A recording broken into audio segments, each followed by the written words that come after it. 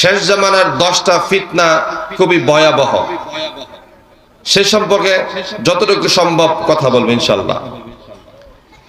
আল্লাহ সুবহানাহু ওয়া তাআলা আমাদেরকে পৃথিবীতে বানিয়েছেন কে, পাঠিয়েছেন কেন বলেন তো?